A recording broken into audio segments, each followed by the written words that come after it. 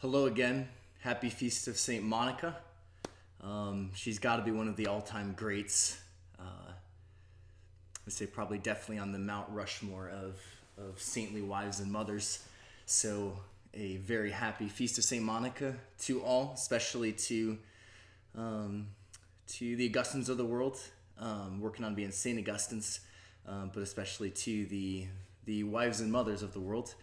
Um, and especially I would say to a particularly wonderful Monica out there, who has her hands full with seven, not one but seven Augustines that she's got to try to cart into heaven with her prayers and sacrifices. And so, although this will embarrass her terribly, I'm sorry.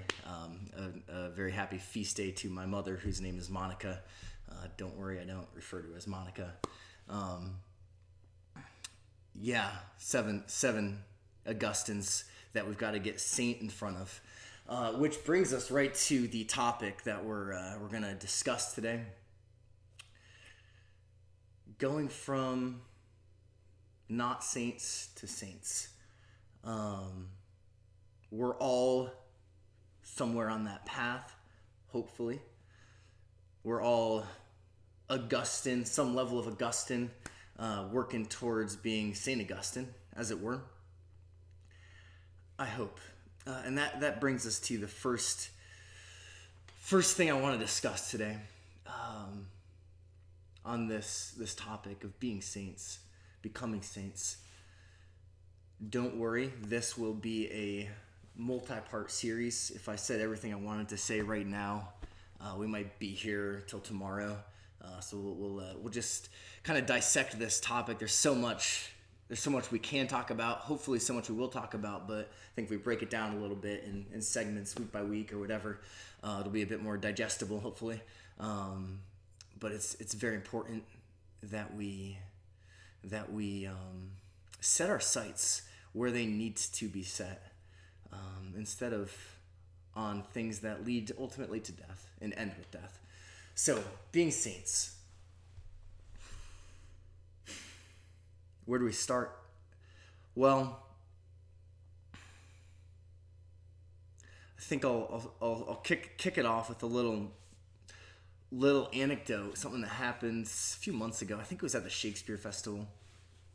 I think I was walking out, and there was a family coming in or something, or part of a family, parents and some of the younger children, and said hello. I knew the parents didn't know the like 3 or 4 little ones there. So, hey, what's your name? I said to a 5-year-old, 6-year-old girl.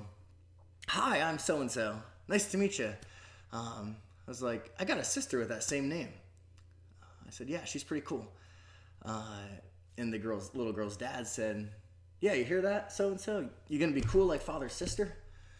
And I'm standing there, and I'm like, I said, nah. I said, don't worry about being cool. Don't be cool. I said, be a saint. And do you know when you're decorating the Christmas tree and you finish getting all the lights on, and then that glorious moment comes when you plug it in and it just lights up? Well, that was this little girl's face. Be a saint. And she lit up, just beaming. Yeah. And she's like, yeah. And it was sincere. It was authentic. And it was really striking. And I remember reflecting a lot in the next days and weeks. And if any of my religion students are listening, which I don't blame you if you don't, if you're not, you got plenty of this voice in religion class. You've earned your rest, so no hard feelings if you're snoozing. But I did bounce it off them, and it became kind of this almost obsessive question. So what happens between the age of 5 and 15 or 50, whatever it is? What changes where we go from really loving the idea of being a saint, being close to God, to, make the same comment to a 15-year-old, or a 50-year-old, or anything between. It'll get a number of reactions, assuming they're being sincere. It'll be anything from, as one of my good friends from Ireland, he'd say sometimes, how do you put it? You'd make some suggestion or something or whatever, and he'd look at you and be like, "Good one, lad." And just pure dripping sarcasm, great idea. So that's either our reaction, that's a good one. Or, just the look of, the cows in the pasture when they're kind of chewing and kind of looking at you with just completely blank eyes. It's something it seems we relate to less and less, this concept of being a saint. So that was my question. Why is that? What's off? Is it what we see sanctity to be? Is it our realization of our weakness that we don't really have at 5 years old, but we do realize it as we go on?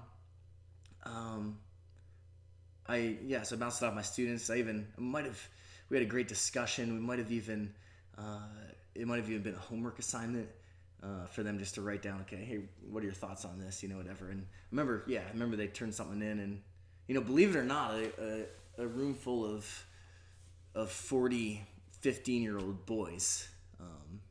If you had to rate the different demographics of high intellectual activity, most people wouldn't rate them in the upper tier. But believe it or not, when you give them half a chance, they really can think pretty profoundly.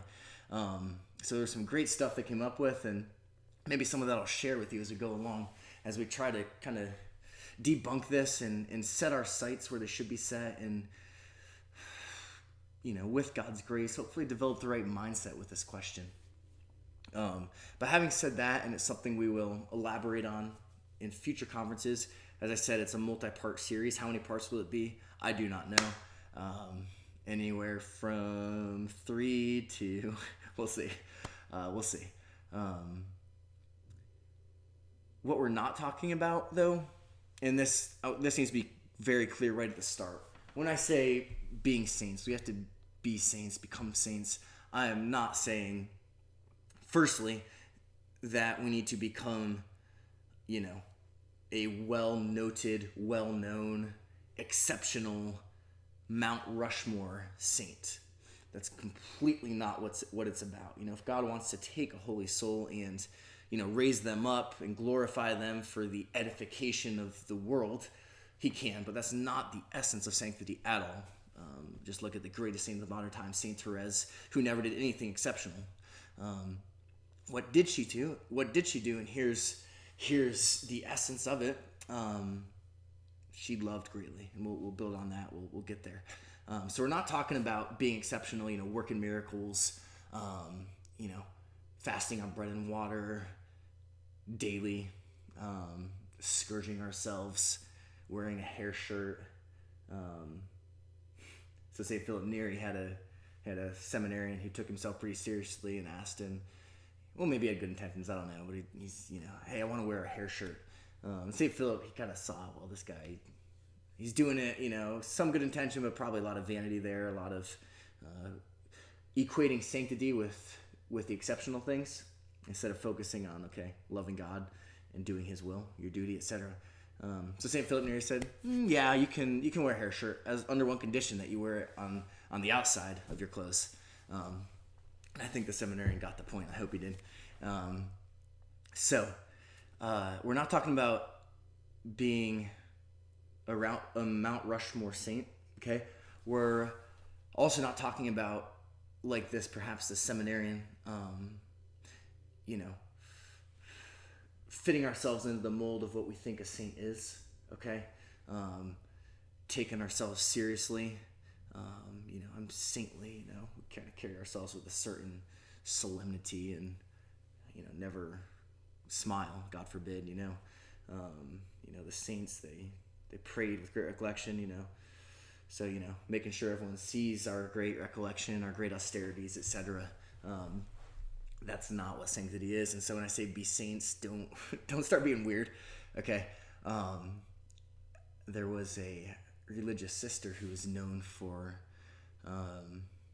her supposed great sanctity, and her superior asked, I forget which saint it was, maybe St. Francis de Sales or St. Philip Neri, some saintly bishop or priest, to come to the convent just to speak with her, kind of, an interview of sorts to, see if, is this authentic sanctity? Maybe there were some signs or miracles. Are these authentic? Is she a soul of genuine sanctity, or is it just maybe the veneer of sanctity with maybe not the a great looking peel of the fruit, great orange peel, but inside it's a bit So he went and he comes up to the convent and knocks on the door, and it's actually a sister answers, and he comes in and she says, yes, what can I do for you? He says, I'm here to see the saint. And the sister, who happens to be the one that he was coming to see, the one with this reputation of sanctity, said, yes, that is I. She folded her hands very sanctimoniously. And because she knew the interview was coming, the conversation. And so the priest or whoever it was said, well, thank you very much. It's nice to meet you, and I'll be on my way. She said, wait a second, are you going to talk to me? Kind of, ask me about, my virtues and this and that. And he said, no, I've seen everything I need to see. And he left, and she threw a fit. Stupid priest, doesn't know genuine holiness when he sees it. So we're not talking about that kind of sanctity either. Where we're these kind of self-styled models of virtue and sanctity, whatever. What are we talking about? We're going to get to that at some point. For now, the essence of sanctity, the essence of perfection, the essence of holiness, love of God. Love of God. Supernatural love of God, and closely flowing from that, and really the same thing, love of neighbor. That's the essence, and okay, everything's built on that. So when you hear be saints, think be someone who loves God greatly. That is the essence. That is the kernel, the seed. Everything else flows from that. Preconceived notions of what it means to be a saint, just go ahead and shatter those, let go of those, because very often we have the wrong notions, and that's probably the first thing that keeps us back from desiring sanctity. So, yeah, all that by way of introduction, because this particular introductory talk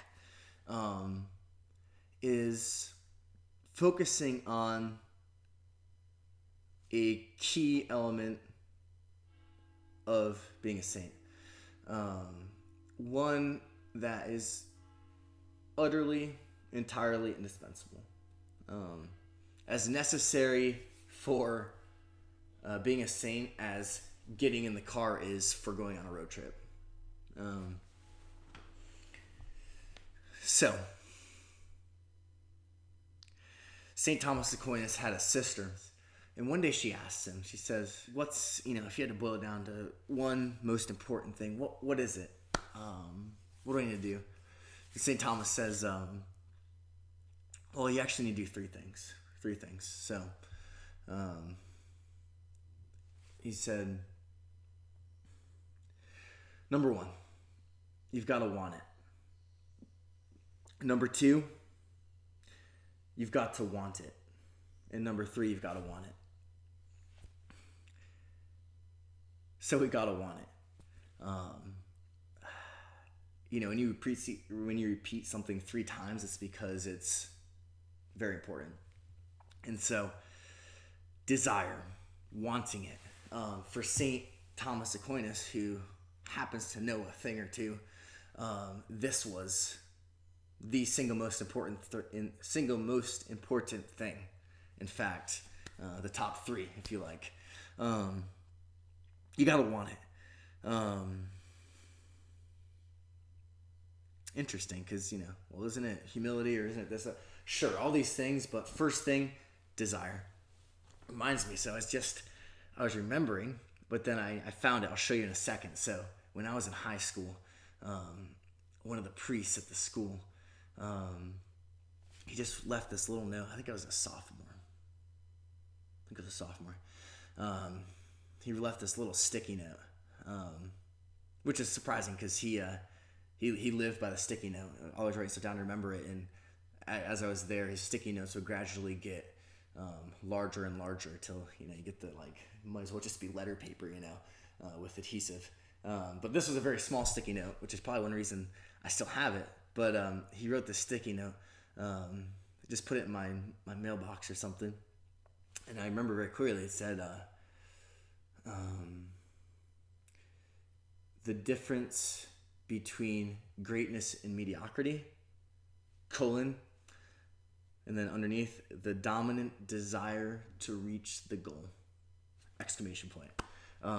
So I remember I put it in the back of my missile, and we're talking 2007 or 2008, so over 10 years ago. And sure enough, there it is. So I found it. It's still there. It's still there. He was never known for his great handwriting. Don't know if you'll be able to decipher it or not, but that's what he put in it. I don't know if that's close enough or not. I'm not good with guessing camera. I'm not good at guessing what the camera's seeing. That's probably why. Well, anyway, so a dominant desire to reach the goal. This is the difference between being mediocre, lukewarm, or great. And if you think it's, who are we to want to be great? Well, as we're going to see in future conferences, we're not the one coming up with this idea. It's God's intense desire and will that we be great, i.e. that we be united to him and partake in his own nature, which is divine. So being God is obviously great. So to partake in what makes God to be God, that's greatness. That's true greatness. That's the only greatness. The only lasting greatness, and therefore the only true greatness. Because what doesn't last, it's great while it lasts.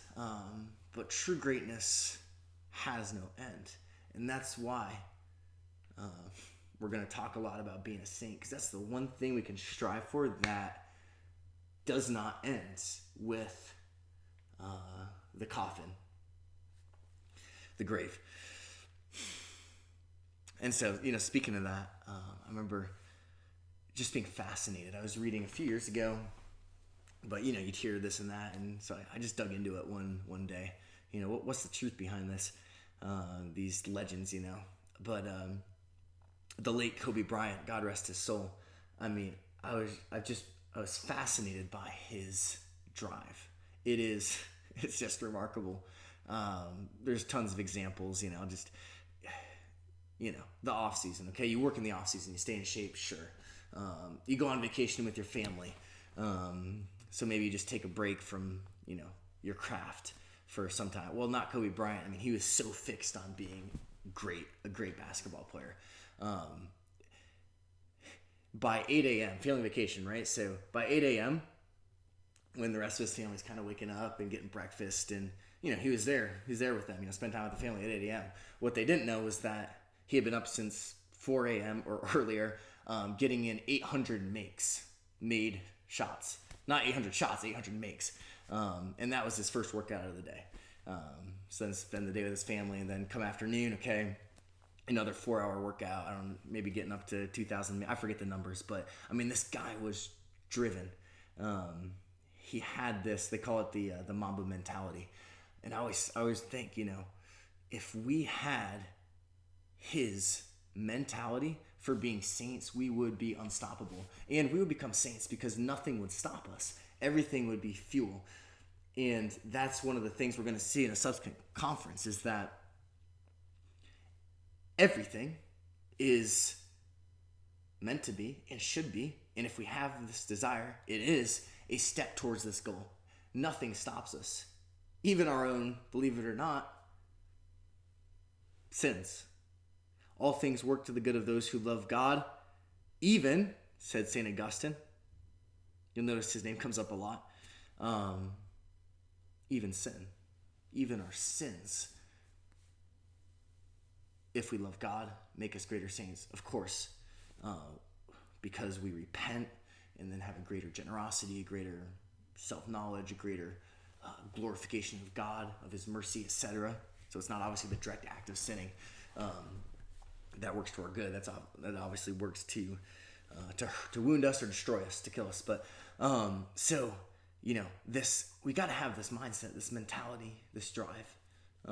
Why don't we have it? Well, that's what my freshman religion students were digging into, and we've been thinking about, and some of the conclusions will obviously make their way into some of these talks. So, being saints. Okay, so a little quote of Saint Teresa of Avila, just talking about the importance of desire on the path to sanctity. And she's speaking as a future saint. Okay, she was holy, sure. But she's just saying, talking to her nuns, and they're all striving for holiness. She says, well, I'll first quote the author who quotes her, who's saying, I cannot stress too emphatically the importance of the fact that the first step towards perfection, or sanctity, is the ardent, sincere, and constant desire to attain it. Reminds me of a great quote I saw. Discipline is remembering what we want.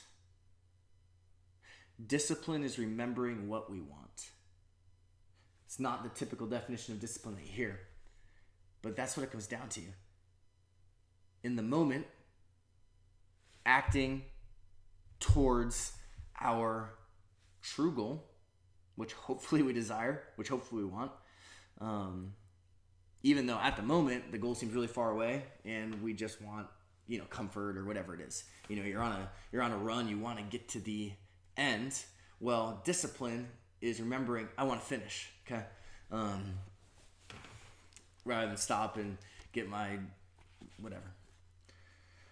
So this conference, trying to establish, we gotta want it. The ardent, sincere, constant desire to attain it. I can't stress too emphatically the importance of the fact that this is the first step towards perfection or sanctity. It's the first step. We gotta take the first step. This desire is simply an act of the will, which, aided by God's grace, constantly strives after spiritual progress. Stressed by Saint Teresa as follows: let us not stifle our desires. This is highly important.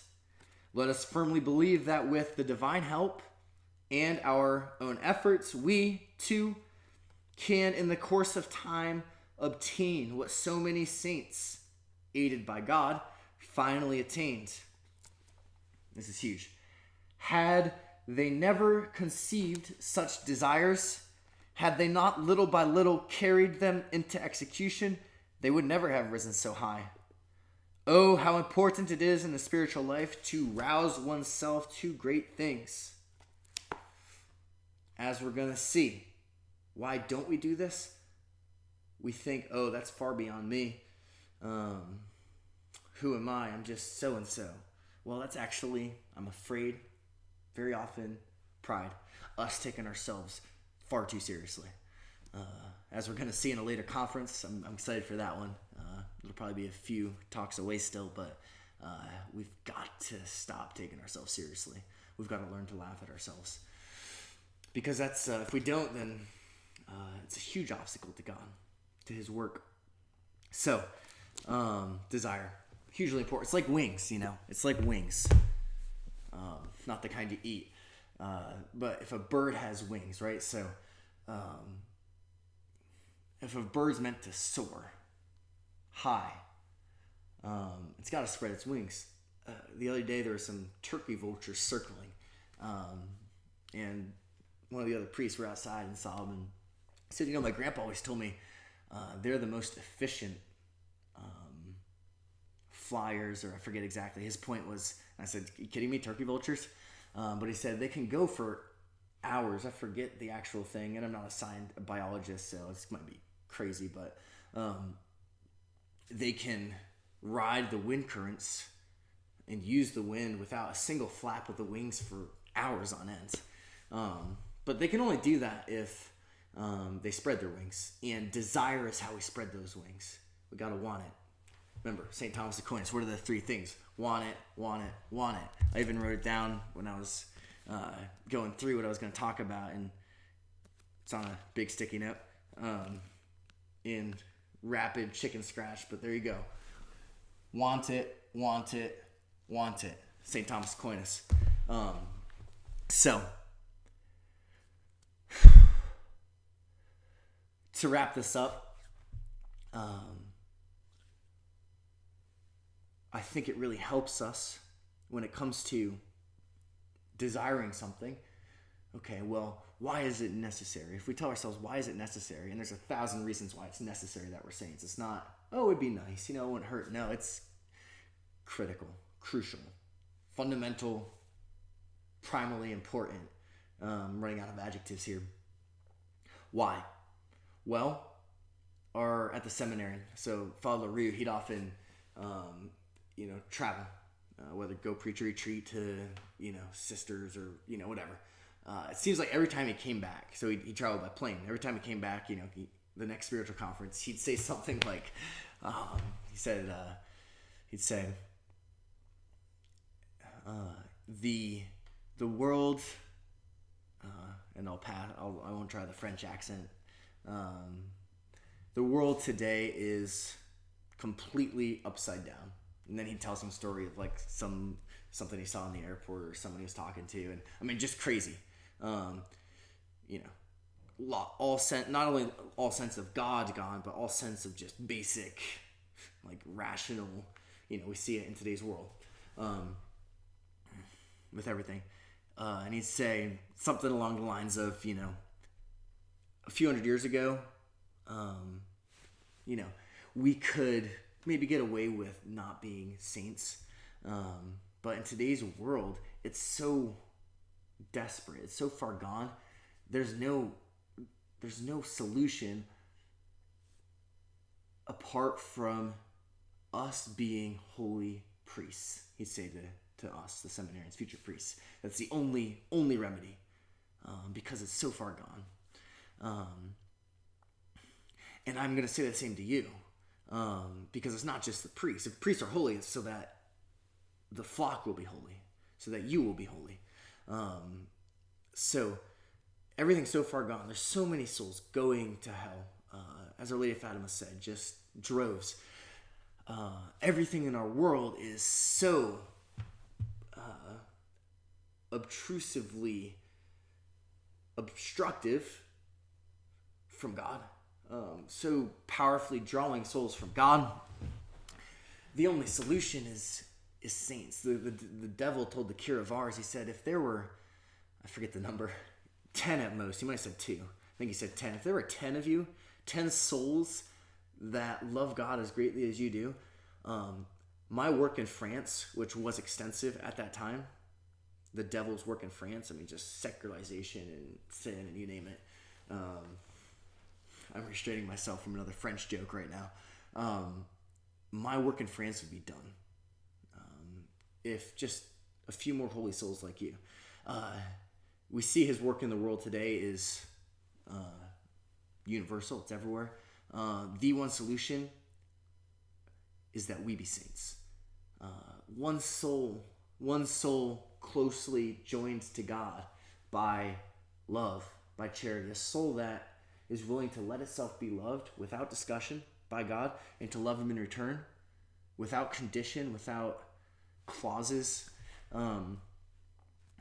Game over. I mean, the world needs it, and we all have a network of souls dependent on us for heaven.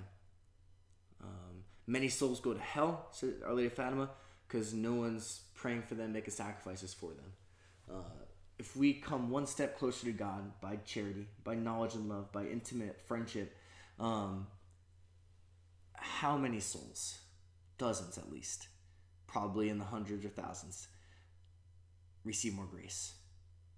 How many souls will save their soul if we are striving for sanctity? So the question isn't why are we not Saint Augustine? Why are we just Augustine? That's not the question. The question is, why don't we desire it? Why aren't we wanting and striving for it? If we want to go somewhere, we've got to get in the car. And so how do we get in the car to being a saint? Well, we've got to want it, want it, want it, want it. The difference between greatness and mediocrity, dominant desire to reach the goal. Once that's done, the rest will be history. So anyway, we'll leave you with that. Next conferences, we'll definitely flesh it out. What are we talking about? What's our what are we approaching in the wrong way that discourages us? Why are we discouraged about this, being a saint? What role does our weakness play? Because we think it's an obstacle, but it's not a very intuitive thing, but it's completely the opposite. What does God have to say about all this? Etc. We're going to flesh that out. Next conference, we might talk about the call to holiness, which, sometimes even comes in the form of a telephone call. Before we go today, I just want to, one little thing. So public masses open back up this morning. It's a great joy for us, and I'm sure it's a great joy for you. One of you said, yeah, it's like Easter for us, but even better. It's funny, on the Feast of St. Catherine of Siena, so last week I was reading, and this author quoted her, or referenced her, so I was like, oh, what are the chances I'd be reading this on her feast day? So I want to share that with you because it hit home. They say that experience is the best teacher, but as one educator put it very emphatically to us once, he said, no, experience is not the best teacher.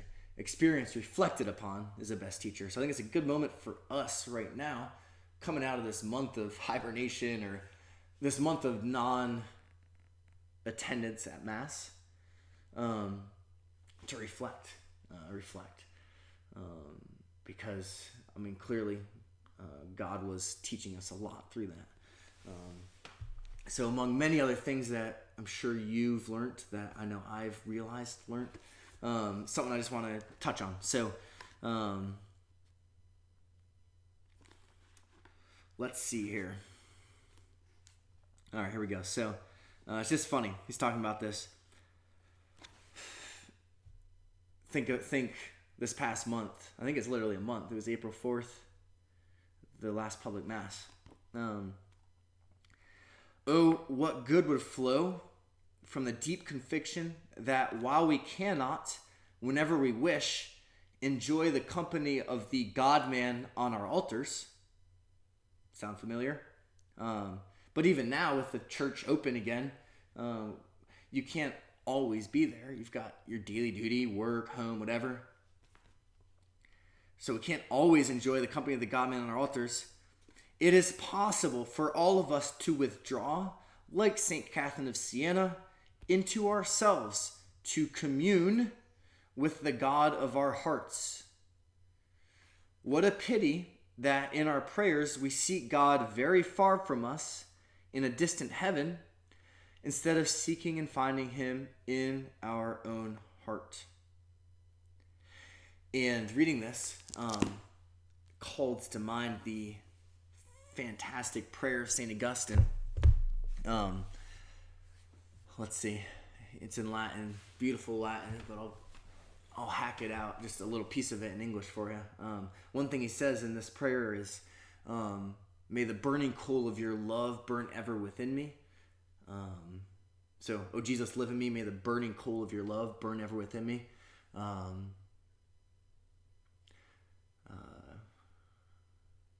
And then at a certain point in the prayer, he says, may the fire of your love always be burning on the altar of my heart.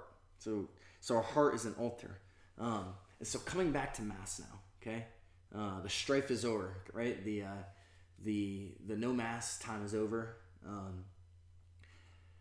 Coming back to Mass, realize, coming back to the altar, that yes, by all means, it's phenomenal, awesome that you're back at the altar.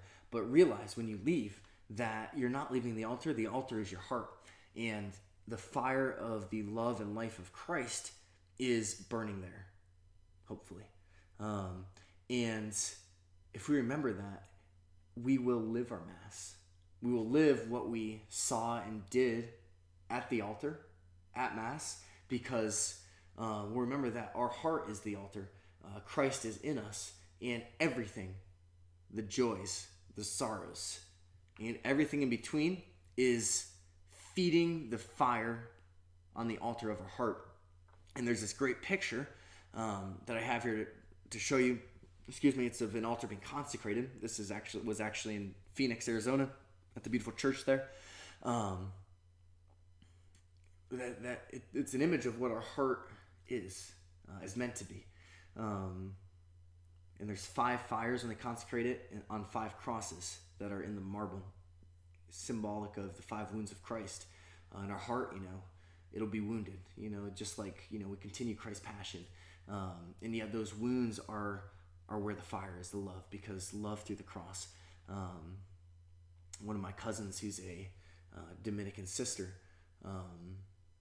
made me a pall from ordination, and on it is embroidered a cross, but in the center of the cross is a flame. And it's a great image, from suffering, from the cross comes the fire of love. Through these wounds, the fire on our heart grows. So everything, but even, joys, etc., everything feeds this fire. May you burn ever on the altar of my heart. So I think this is a great image of what our heart is meant to be. As we reflect, coming back to the altar, realizing that the altar's here as well, by extension. And when we come back to the altar, to Mass, everything on this altar goes on that altar, on the paten, in the chalice. And then we receive the victim, and then this altar becomes that much more blazing. And it's funny, we could use that to do all the things on sanctity, because that's what it comes down to. Complete and utter self-sacrifice out of love to God, through, with, and in Christ. So, till next time, realize it is imperative that you be a saint. And I don't care who you are, how far gone you think you are. Remember St. Augustine? We can talk about the good thief, okay?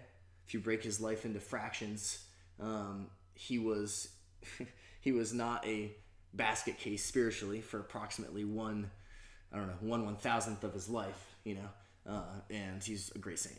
So don't excuse yourself from this. You are needed. It is necessary.